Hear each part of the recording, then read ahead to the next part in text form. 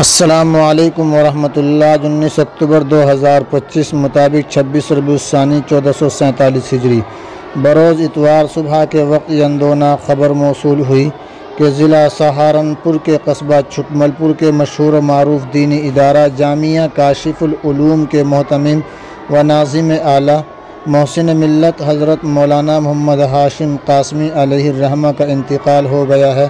انا للہ و انا الیہ راجعون۔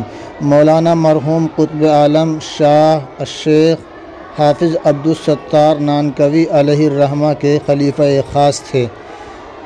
اس حادثہ فاجعہ پر خانوادہ رفیقی کے چشم و چراغ حضرت مفتی محمد اکمل صاحب بھیسانوی نانکے سے حضرت مولانا مفتی عطاء الرحمن جمیل قاسمی خانقاہ ربانی شیرپور سے مولانا ناظم کریم قاسمی اور دیگر حضرات علماء کرام نے گہرے رنج و غم کا اظہار کیا ہے۔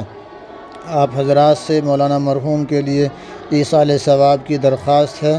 اللہ رب العزت مولانا کو غریق رحمت فرمائے، پسماندگان کو صبر جمیل نصیب فرمائے۔